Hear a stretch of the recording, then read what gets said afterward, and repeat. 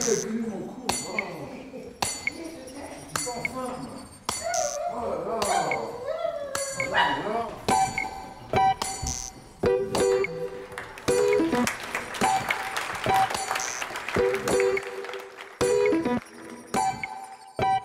vous écoute. Bonjour, la salle A ou le sol? Alors, c'est la salle 1 en bas, escalier droite. Bon film. Donc ce sera la salle C au 3e étage, il faut patienter. Vous avez des tickets? Ok. Alors, c'est la salle 1. C'est l'escalier droite en bas. La salle A ou le sol? Je prends les deux. Donc, salle A au sous-sol, voilà, vous allez y aller là. Je vous écoute. Salle A en bas, escalier de droite. Bon film. La salle A au sous-sol. La salle A au sous-sol. Voilà, la salle A au sous-sol. Bon, donc là, il me faut une place. Ah, mais ouais, je sais pas, vous me dites bien, donc c'est de venir par moi. Escalier de droite. Escalier de droite en bas.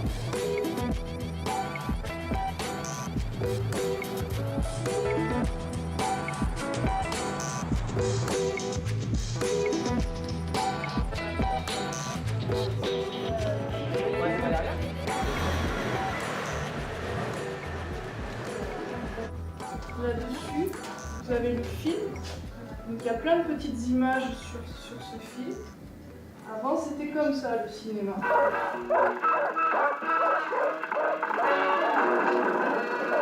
Quelle était la solution si on avait continué à dégringoler? C'était une fermeture complète de la salle, comme beaucoup d'autres salles. On a très vite conscience qu'il va falloir changer des choses à l'ABC. Moi, j'ai connu avec beaucoup de souffrance la fermeture de tant de cinémas toulousains. L'ABC continue.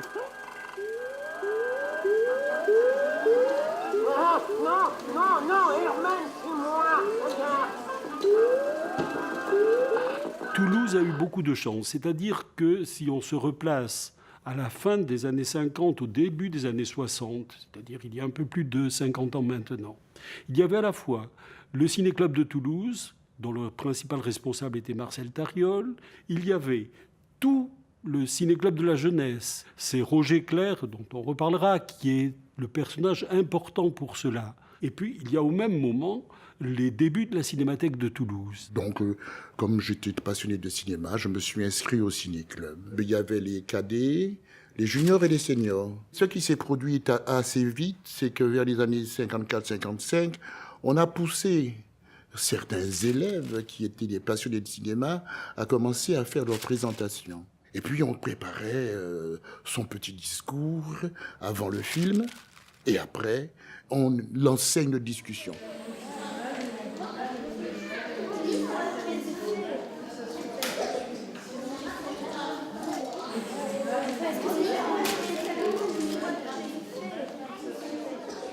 Il y avait le ramassage des élèves par des autobus, on avait tout, je ne sais pas que je me rappelle plus, mais il y avait un nombre assez conséquent d'autobus qui ramassaient les élèves et les rabattaient sur les salles. C'était de l'amusement, il y avait un enseignement qui était donné, mais d'une manière légère et qui était retenu par les élèves. C'est-à-dire que c'était une sorte d'appropriation du cinéma par un nouveau public, et un nouveau public qui trouvait dans les ciné-clubs, et plus tard peut-être à l'ABC, un lieu de liberté. Roger Clerc est intéressant comme individu, en classe.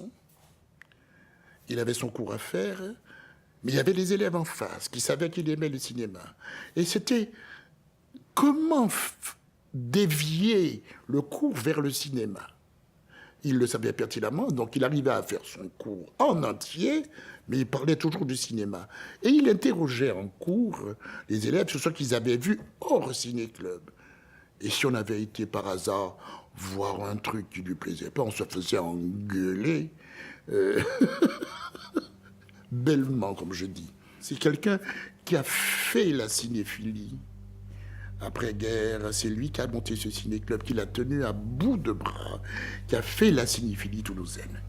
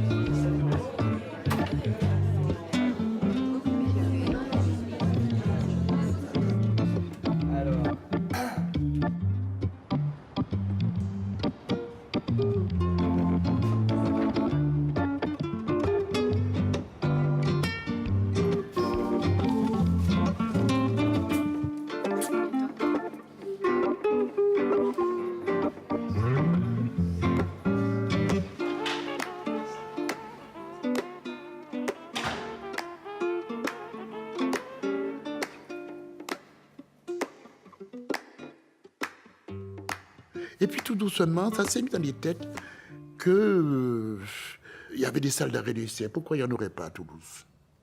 Et puis ça s'est mis dans la tête de Claire. Et un beau jour, là on ne peut pas dire, personne ne peut dire comment il a travaillé. Un beau jour, à une réunion au CRDP, dans la salle du haut, dans le bureau du ciné-club, il nous dit, si on achetait l'ABC.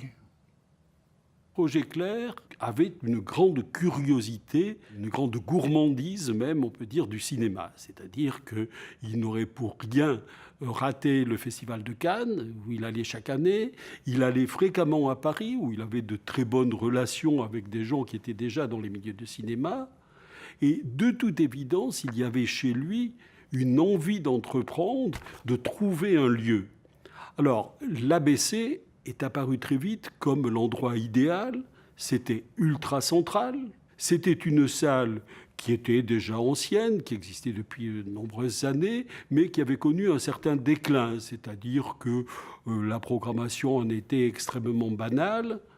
Et donc, l'idée des Clair et de ceux qui sont à l'origine de l'ABC, c'est de dire, plein centre, on va créer un cinéma qui sera un cinéma d'arrêt-essai, et même avec un projet qui, petit à petit, s'est dessiné, non sans mal, d'y adjoindre un centre culturel du cinéma. C'est-à-dire que l'idée, ce n'était pas simplement de faire un lieu de projection, mais de faire également un lieu où l'on pourrait venir pour trouver une documentation.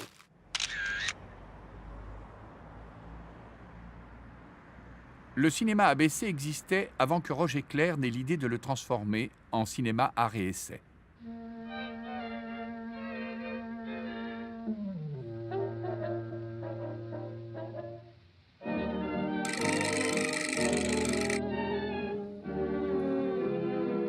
Au début, il s'appelait l'Olympia.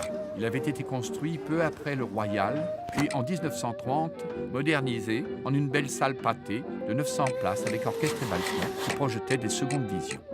Le projectionniste Paul-François Desquines précise qu'il n'y a rien de particulier à signaler sur la marche de cette salle, qui, si l'on en croit les statistiques, ne croulait pas sous le public, sauf le dimanche après-midi. À un moment, pendant la guerre, il fut repris par Jean Gallia, qui, pour éviter une concurrence au Vox presque voisin, le ferma purement et simplement.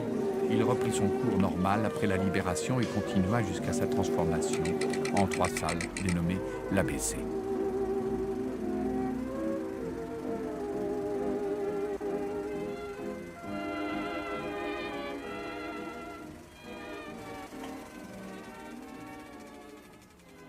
On ne se rend pas compte aujourd'hui.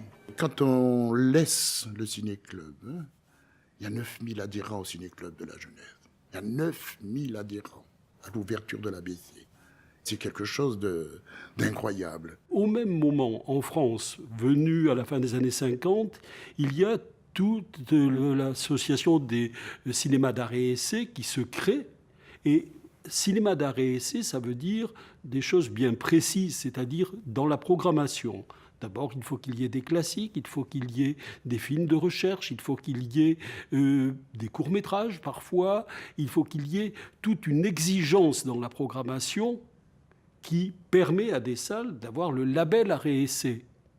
Et l'ABC est exemplaire sur ce point. Lorsque l'ABC démarre, il y a déjà tout l'acquis qui est venu du Ciné-Club de la Jeunesse, de ce qu'est au même moment la Cinémathèque, ou même du Ciné-Club de Toulouse.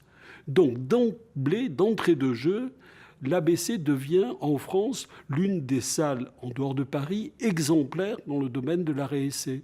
À un moment où les salles de quartier disparaissent petit à petit, et à un moment aussi où le rapport du public au cinéma n'est plus tout à fait le même.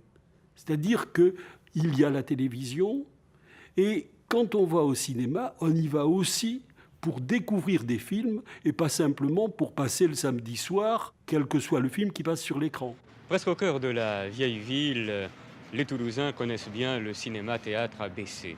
Après de longs travaux de rénovation, il va rouvrir ses portes le 9 avril prochain, et c'est un complexe cinématographique véritablement complet, c'est le mot, qui sera offert au public avec 3 salles de projection ultra modernes.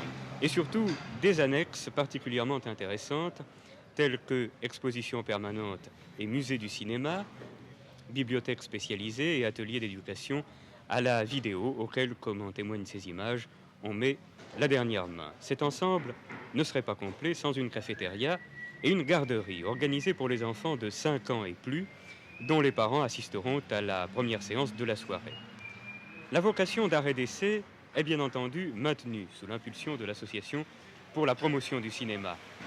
Les 3 premiers films projetés, Les doigts dans la tête, Les lois de l'hospitalité et Les dernières fiançailles témoignent d'ailleurs du choix judicieux des programmes. L'ABC tel que nous le connaissions a donc vécu. A, B et C commencent leur nouvelle carrière le 9 avril prochain. On va dire que ça c'est la lecture image, parce que c'est là où il y a le faisceau lumineux, la lanterne qui arrive. Donc on va dire que l'image elle se lit ici sur un projecteur, et ce qui est marrant c'est que le son est lu plus bas. Donc sur ta pellicule, quand tu as une image qui est à cet endroit, le son qui correspond va pas être à côté, il va être décalé en fait. Voilà, bon après il y a plein d'autres trucs assez magiques. Ces galets là, ils tournent en permanence. Et celui-ci, qui fait toute la magie du cinéma, en fait c'est la croix de Malte. Pendant que les autres font un tour, lui il fait un quart de tour en fait. Là ici on a ce qu'on appelle la boucle vidéo. Le film il fait pas ça directement, il fait hop, on en met un peu plus. Et pareil en bas, donc la boucle est pleine en haut, ça veut dire qu'elle est vide en bas. Et c'est ce qui permet de faire le défilement en fait. Et étant donné que la croix de Malte tourne qu'un quart tous les quarts de seconde, ça permet de projeter. Parce que finalement, chaque image s'arrête dans le couloir de projection. Donc tout ce qui est en dehors du couloir de projection, là c'est du défilement en continu, en haut et en bas. Et tout ce qui est ici, là, c'est image par image. Sinon on aurait un défilement à l'écran. Que là, à ce niveau-là, il y a un obturateur, c'est un volet, il y a comme un ventilateur. Sur une seconde de film, le faisceau lumineux est coupé 2 fois ou 3 fois. Ça veut dire qu'en fait, réellement, sur une seconde de film, eh ben, on a la moitié du temps où il y a vraiment de l'image et de la lumière à l'écran. Et l'autre moitié du temps de cette seconde, le faisceau lumineux est coupé. Donc réellement, il n'y a rien. Mais ça marche sur une faiblesse de nos yeux, ça s'appelle la persistance rétinienne. Si j'avais pas eu cette idée, en fait, du point de vue de ce jeune homme, c'est ça que j'attendais pour faire le film, quasiment. Parce que je trouve que c'est ça qui rend le film universel. C'est un personnage qui est très inspirant. Et au moment du casting, c'était extrêmement compliqué, parce qu'en fait, c'est toujours difficile de se chercher soi-même. Et c'est vrai que quand des réalisateurs ne considèrent pas les acteurs simplement comme des exécutants, mais comme des partenaires pour construire quelque chose, à ce moment-là, la plupart du temps, il se passe des choses beaucoup mieux que tout ce que lui il a pu penser ou tout ce que moi j'ai pu penser. Et quelquefois, ça y arrive avec une grande fortune, que toutes les choses sont mêlées dans la juste proportion, comme dans une fantastique recette de cuisine. C'est un truc d'alchimie, de magie, et puis si ça marche pour quelques personnes, tant mieux. Et voilà, ça va valer la peine de souffrir autant. Pourquoi vous laissez pas tomber le cinéma? Pour quelle raison? Je peux très bien devenir vedette du jour au lendemain, prenez Hepburn ou Margaret Sullivan. Mais je vais vous dire ce que je ferais si j'avais un peu de cran. Je sauterais par la fenêtre, ou bien je me jetterais devant un tramway, ou n'importe quoi. Il fallait, d'une part, programmer le cinéma de la façon la plus intelligente possible, mais il fallait aussi essayer de travailler avec des jeunes pour leur expliquer comment fonctionne le cinéma, pour les aider éventuellement à en faire. Et c'est là qu'on est venu me chercher, puisque, en principe, j'avais un semblant de début de soupçon de formation pour ça. Enfin, l'établissement possédait 3 salles de cinéma, un petit peu plus grandes parce que les fauteuils étaient un petit peu plus serrés. Et puis, au-dessus, on avait un centre de documentation qui était ouvert à tous. Et nombre de thèses au Mirail ont été faites parce que les gens venaient ici compulser des documents. Ça a été une bibliothèque d'une richesse incroyable. Encore à l'étage au-dessus, une vaste salle dans laquelle on pouvait accueillir ou des stages ou plus tard, les élèves de lycée, et j'ai dû voir passer 250 ou 300 élèves à peu près.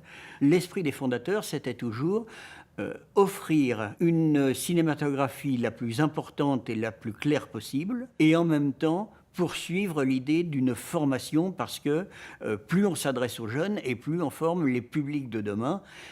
Et en plus, avec la création des bacs cinéma, c'est devenu non seulement le public de demain, mais parfois les créateurs de demain. Et ça arrive qu'on utilise encore cette machine, mais c'est rare.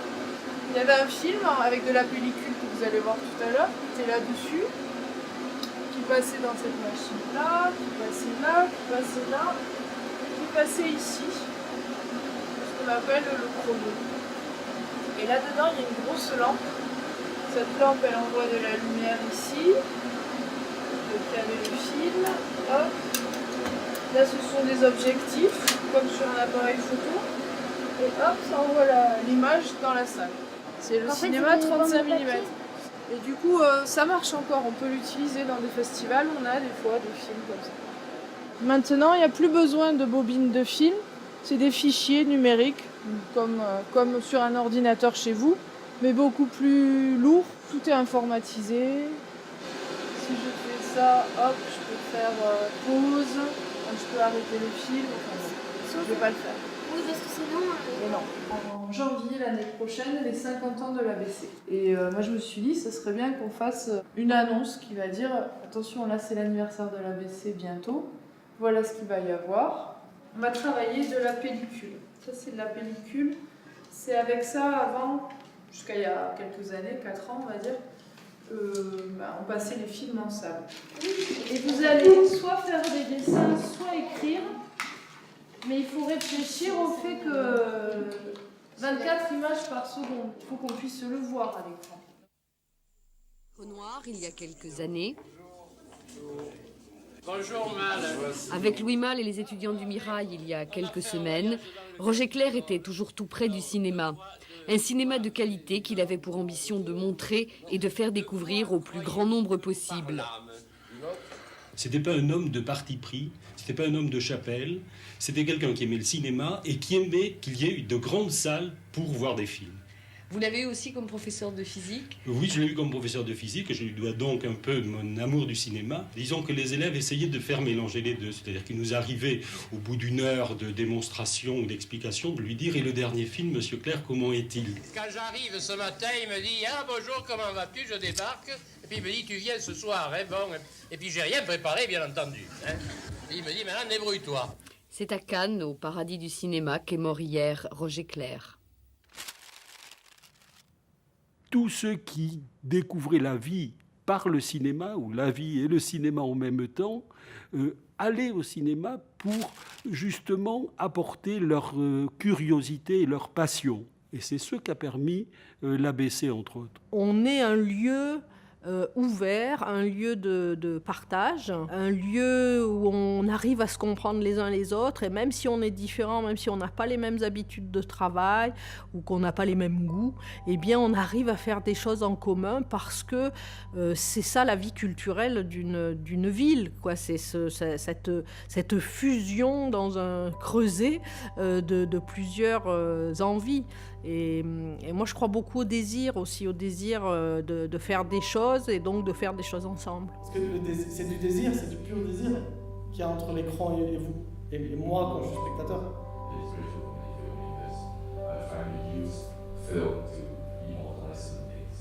Dans mon travail, j'essaie de regarder ce qui évolue et d'immortaliser ce qui disparaît, ce qui bouge.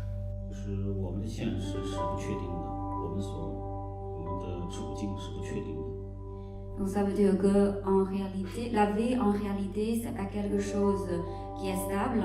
Donc qui se passe, qui n'est pas stable, c'est pour ça en fait on tournait sur les bols. Mais notre imagination, c'est permanente. Et c'est pour moi, c'est avant tout un film sur le cinéma aussi. Pour moi, c'est une déclaration d'amour au cinéma.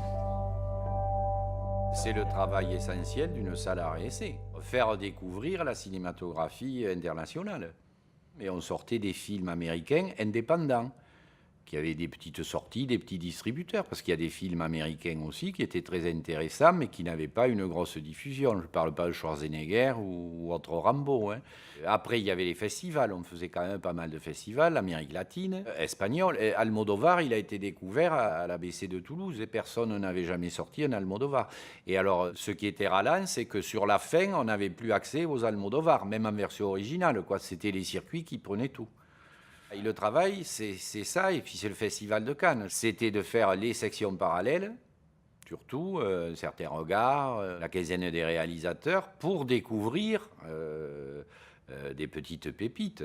Et après, avoir un plaisir fou de faire partager le coup de cœur qu'on a eu à un maximum de gens. L'ABC était le seul à faire de la VO, donc il n'y avait pas de concurrence. Après, les circuits ont commencé à faire de la VO. Et après, il y a eu la catastrophe de l'arrivée à Toulouse d'Utopia, qui était en pleine dans notre créneau de film. Alors, ils étaient venus nous voir pour dire « Ne vous inquiétez pas, nous, on ne fait que de la reprise, du répertoire. Vous êtes sur l'exclusivité. » Bon, c'était des jolis mots. Ça a duré 3 mois.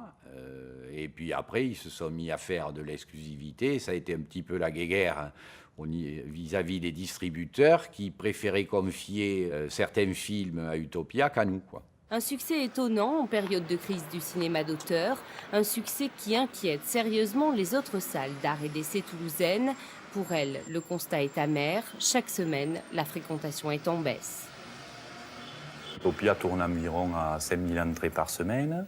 Nous, selon les films, ça se situe entre 1500 et 2500, voire 3000. Il faut dire que nous sortons que des exclusivités et non que des reprises. Et le REC, je crois, est tombé à 500, 600 entrées par semaine, alors qu'il tournait à plus de 1000 entrées. Donc il ne faudrait pas non plus que si cette tendance persistait, ça mette en péril la survie et du REX et la nôtre. Lorsqu'on travaille dans un établissement qui a été le premier à faire de la VO sur Toulouse et être obligé de disparaître à cause de la concurrence, c'était quand même un petit peu vexant, et donc ça a attisé les trucs pour qu'on puisse continuer. Ce qu'on a fait. Lorsque Utopia s'installe à Toulouse, c'est aussi la période un petit peu après où Gaumont va se moderniser, où en périphérie les multiplexes commencent à s'installer avec de très nombreuses salles, des écrans géants, etc. Et du coup, peu à peu, l'ABC va paraître un petit peu ringard dans ce nouveau paysage. Notamment, les jeunes vont un petit peu déserter la salle et on va se refermer sur le cœur des fidèles de l'ABC, mais évidemment perdre en fréquentation. Donc pendant plusieurs années, l'ABC va avoir des bilans qui sont négatifs. Dans le même temps, le bâtiment a beaucoup vieilli. Comme tous les bâtiments des années 70, les matériaux utilisés ne sont plus aux normes. La législation changeant aussi au fil du temps, plein d'éléments qui font qu'il n'est plus possible de continuer à conserver le cinéma dans cet état-là. Et donc, au début des années 2000, l'évidence apparaît qu'il va falloir faire de très gros travaux, mais que nous ne sommes sans doute pas dans la meilleure des positions pour y parvenir, parce que, justement, nous avons accumulé un certain nombre d'années derrière nous de bilans négatifs. Moi, j'arrive en 2004. Très vite, je vais avoir l'impression qu'il est important que nous nous programmions nous-mêmes, parce qu'on avait délégué, sous-traité à une entente de programmation. Certains films ont besoin d'être défendus, de trouver les réseaux, les contacts qui vont pouvoir relayer ce film ou organiser un débat avec une association, etc. Donc ça demande quand même un travail qui se fait en amont. Et puis, pour moi, c'est plus facile de défendre un film que j'ai aimé, que j'ai choisi, que de partir de quelque chose qu'on m'impose. On va essayer aussi de travailler mieux avec les associations, travailler mieux avec les festivals. aider d'ailleurs certains festivals aussi à se créer. Je pense aux rencontres du cinéma italien, au printemps israélien, au festival roumain. Mais c'était aussi essayer de travailler avec des gens qui sont dans la culture, mais pas forcément dans le cinéma. Je pense à des librairies, à des théâtres, et puis ouvrir l'espace d'exposition, par exemple, depuis la réouverture de l'ABC. Ce hall d'expo permet aussi d'être en contact avec les artistes locaux. Bref, essayer de changer des choses à l'intérieur et dans le même temps aller discuter avec les collectivités de la nécessité de nous aider financièrement parce que nous n'arriverons pas à boucler le budget. On a à ce moment-là déjà idée que ça va nous coûter à peu près 2,5 millions, 3 millions d'euros pour faire ces travaux. Quand un cinéma existe depuis 50 ans, cela signifie que de nombreuses personnes l'ont accompagné en lui consacrant une grande partie de leur vie. Un cinéma d'art et d'essai est un lieu qui propose des œuvres plus que des produits. Que ceux-ci plaisent ou ne plaisent pas, on n'en reste de toute façon pas insensible. Pour moi, c'est comme si ces films habitaient ce lieu comme des fantômes, des gentils fantômes, faisant partie de la richesse du lieu. Tel un faisceau d'énergie, ils ouvrent la voie.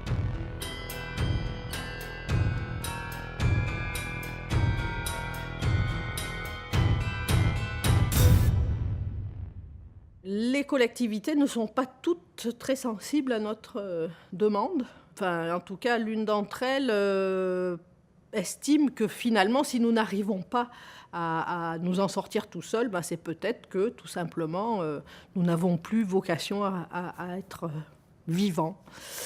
Et il va falloir leur démontrer que ça n'est pas le cas, que c'est important de sauver l'ABC. On va donc passer plusieurs mois quand même à des discussions institutionnelles. Et puis un jour, on se rend compte que ça ne suffira pas. Et j'ai l'idée de créer l'association de soutien, l'association des Amis du cinéma ABC. C'est un très gros succès tout de suite. Dès le premier jour où on fait la réunion pour se demander si ça vaut la peine de le faire, il y a 150 personnes complètement motivées qui décident bien sûr de créer l'association.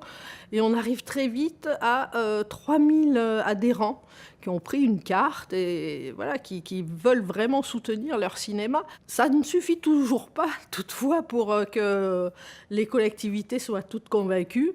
Et donc, on va lancer aussi dans un deuxième temps une pétition. À l'époque, les réseaux sociaux n'existent pas vraiment. Et donc, ça se fait beaucoup aussi sur les marchés. On va faire signer les gens, on discute beaucoup, on vend des autocollants. Enfin, on fait plein de choses pour être visible. Et très vite, on va avoir 20 000 signatures, dont beaucoup de cinéastes quand même, qui vont nous soutenir. Costa Gavras, les frères Dardenne, Robert Guédiguian, Ken Loach. Ken Loach, il va même nous apporter... J'ai porté le chèque. Il va même nous envoyer un soutien financier avec un chèque d'environ 50 € pour nous soutenir, ce qui est assez drôle. On l'a évidemment gardé comme trophée, on va dire. En tout cas, il y a beaucoup de cinéastes qui nous soutiennent. Et ça, je pense que c'est aussi quelque chose d'important auprès des collectivités. L'ABC, j'y tiens.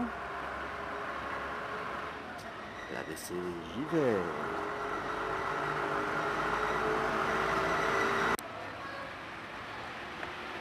Parce que l'ABC, j'y tiens. L'ABC, j'y vais. L'ABC, j'y tiens. L'ABC, j'y vais. L'ABC, j'y tiens. L'ABC, j'y vais.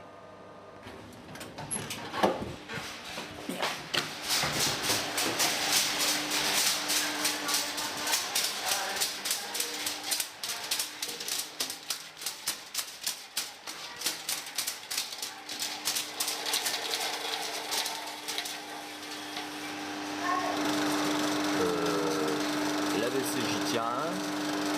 L'ABC, j'y vais. Des fois. Les gens, finalement, ils tenaient beaucoup à l'ABC, mais c'est vrai que certains avaient arrêté d'y aller. Donc, le slogan de nos autocollants qu'on avait fait pendant cette période des Amis de l'ABC, c'était vraiment pour rappeler aussi aux gens que, bon, c'est bien de le soutenir, mais en même temps, il faut aussi aller voir les films. C'est quand même ça l'essentiel de la vocation. La chose qui va finir par déclencher leur accord, c'est d'après l'idée vraiment géniale de Catherine Augustin, qui était une des caissières de l'ABC, et qui va dire « Mais pourquoi ne pas afficher sur la façade notre situation ?» Et donc, on va avoir l'idée de faire cette bâche d'art et d'essai avec un grand point d'interrogation, parce qu'on espérait quand même toujours que les choses puissent s'inverser. Et cette bâche, elle a aussi une jolie histoire, parce que c'est plein de gens qui vont décider de nous soutenir à leur manière. Il va y avoir quelqu'un qui fait de la communication, qui va trouver le slogan. Il y a un collectif d'artistes qui va réaliser la bâche physiquement. Il y a une association de gens qui font de l'escalade, qui vont accepter de venir dérouler cette bâche sur la façade en rappel. Donc, ça a lieu fin décembre 2007. Et au premier jour de janvier, on va avoir enfin l'accord des 3 collectivités qui, réunies à la DRAC, signent une convention pour décider de nous apporter à peu près la moitié du budget nécessaire pour la rénovation complète du cinéma.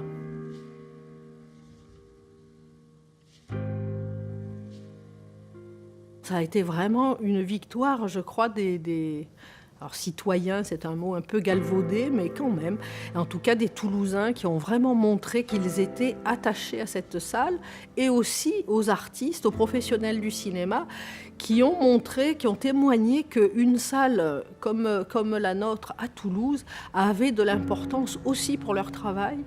Et du coup, on s'est vraiment senti galvanisé par ces soutiens, et je pense que ça nous a donné le courage de tenir sur la durée, et dans cette lutte, et ensuite dans les 18 mois que vont durer les travaux, parce que là aussi, ça a été quand même un gros chantier et pas toujours simple.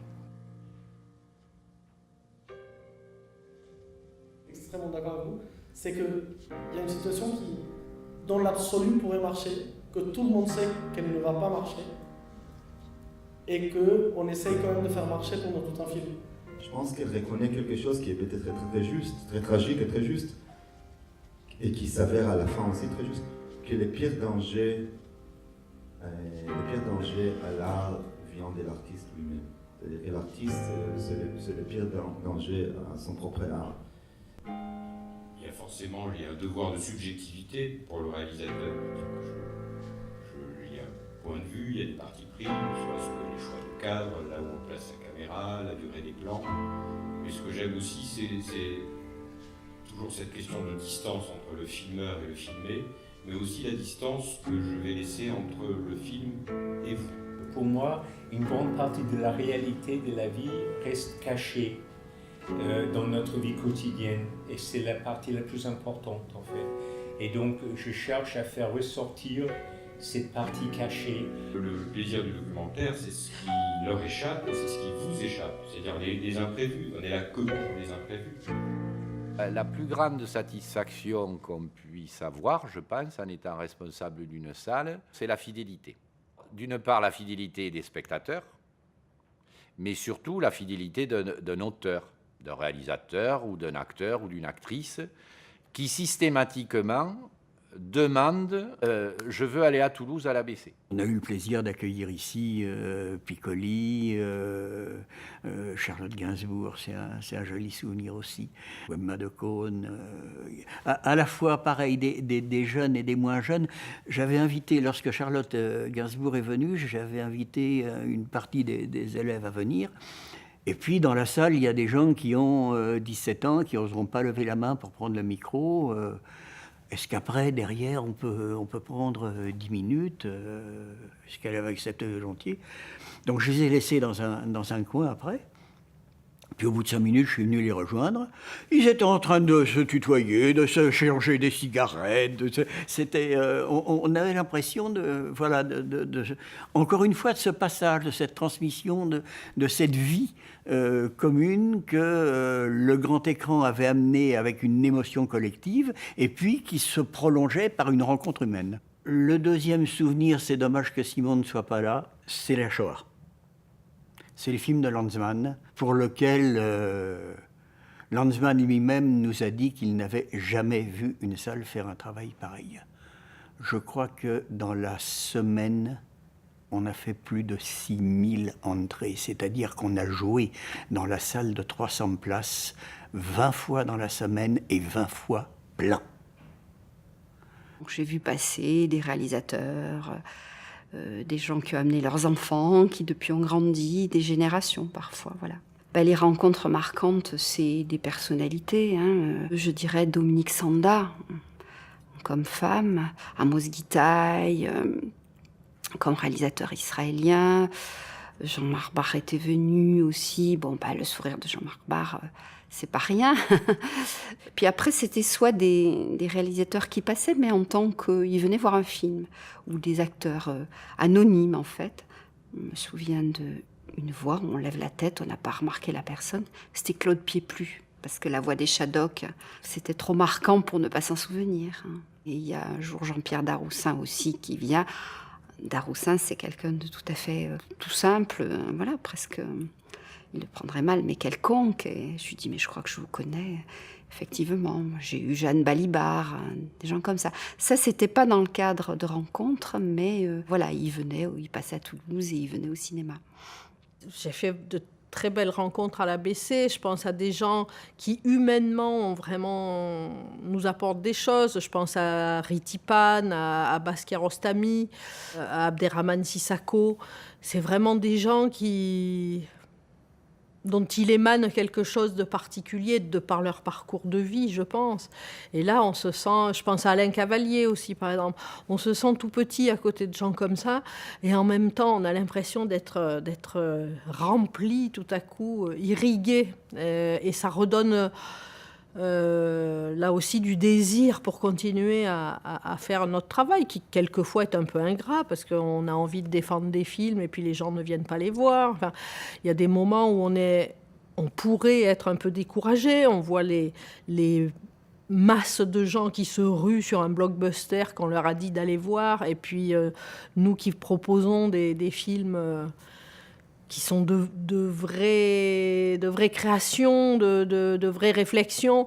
Bon, nos salles sont beaucoup moins remplies, donc il y a des moments où on pourrait se sentir découragé, et en même temps, voilà, on fait une rencontre un jour, il y a quelqu'un qui vient porter sa parole, et là, tout prend du sens, quoi. On sait que le travail que l'on fait, le travail de fourmi que l'on fait au quotidien, malgré tout, a une valeur. Je préfère lancer un projet avant pour être dans une dynamique un peu... pour pas trop focaliser dessus, en fait. Donc ça, du coup, je suis déjà un petit peu dans le suivant, pour atténuer le choc du stress de 6 années là, qui convergent vers un point précis, et puis voilà, le mercredi à 15h, on me dit ça marche pas. On se bat pour ce film, on fait le tour de France pour aller à la rencontre des gens qui sont contents, et on se dit, mince, ce serait trop bête que juste parce qu'on n'a pas assez d'argent pour faire de la publicité, ils s'en aillent des écrans de 2 semaines. Donc on compte énormément sur... voilà, si vous l'avez aimé, il n'y a pas de problème, vous pouvez le dire aussi. Mais si vous l'avez aimé et que vous avez envie de l'aider, franchement, n'hésitez pas, ce sera pas du tout.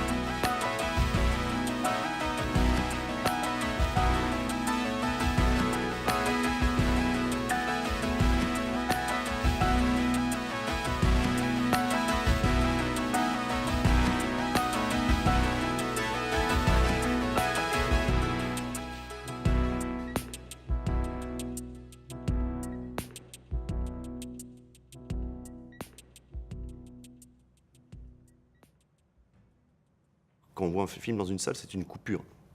Alors, comme vous le dites, les lumières s'éteignent. On sait que pendant 2 heures, on ne sera pas interrompu. Personne ne va venir nous parler, nous demander quelque chose, on ne va pas se lever. Donc on vit un moment à l'écart voilà, de la vie quotidienne, du réel, du quotidien. Mais parfois, moi je me souviens, quand j'ai des films qui me marquent, qui me plaisent énormément, quand je sors de la salle, je suis encore dans le film. Et c'est un état que j'adore, enfin, quand je le rencontre. Je suis encore dans le film. Alors certes, je suis dans la rue, je reviens soit à mon domicile ou à mon travail, mais voilà, je suis encore dans le film. C'est un état très, très, très, très curieux. Il y a une sorte d'ivresse parfois, ou voilà, d'émotion. Ça peut être de la peine, ça peut être de la joie. Moi, je ressors parfois euphorique.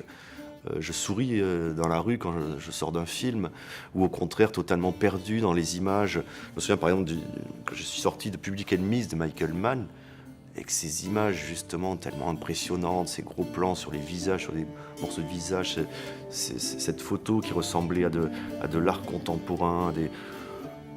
Je pouvais pas revenir, enfin voilà, j'étais dans la rue mais je voyais plus les gens, enfin j'étais encore dans le film, j'avais ce noir, ce blanc, le visage de Johnny Depp, donc il y a une sorte parfois de perte, de coupure qui va durer quelques minutes, quelques heures.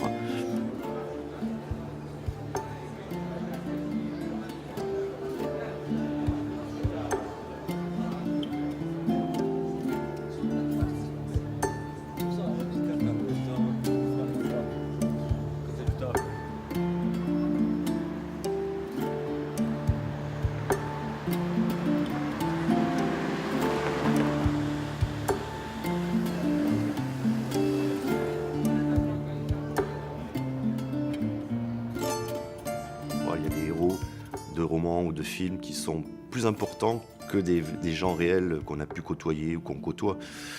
Ça peut paraître terrible ou ça peut choquer certaines personnes, mais moi, tous ces silhouettes de cinéma, tous ces personnages que j'ai admirés, qui m'ont fait peur, qui m'ont fait pleurer, dont je suis tombé amoureux, voilà, ils ont participé à ma vie de façon réelle. C'est une phrase banale, mais on dit...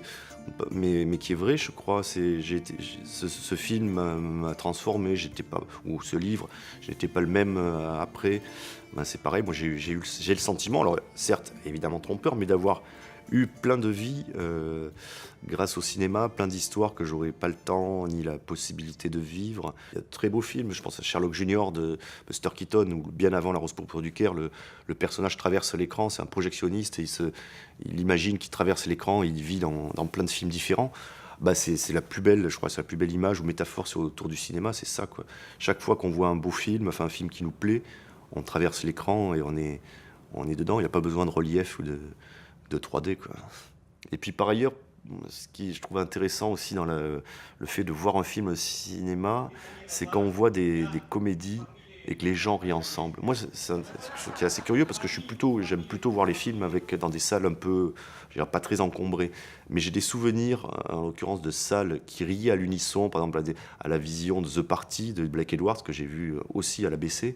Et de voir ces gens éclater de rire au même moment, cette espèce de communion dans la joie, voilà, c'est un sentiment aussi que ne peut fournir qu'une salle. Une des définitions que j'essayais de donner aux élèves, c'est que le cinéma, c'est effectivement une émotion collective, alors que la télévision, ça n'est que des émotions d'individus posés les uns à côté des autres. Mais ils ne sont pas ensemble. Ils voient la même chose, mais ils ne sont pas ensemble. Le fait d'être ensemble et de voir un même objet, mais de le ressentir chacun à sa façon, ça je crois que vraiment la salle de cinéma le permet, et elle seule.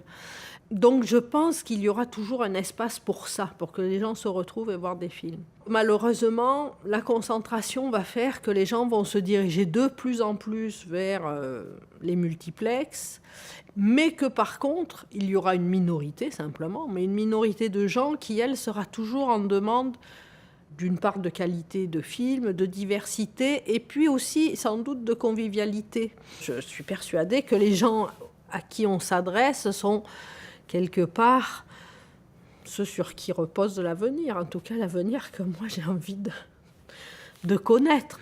C'est comme quand on ouvre un livre, c'est comme quand on va voir une pièce de théâtre. Si on n'en ressort pas de la lecture ou de la représentation en se disant « Tiens, je ne croyais pas sentir cela, je ne croyais pas qu'il y avait cet esprit en moi », ça n'a pas réussi tout à fait.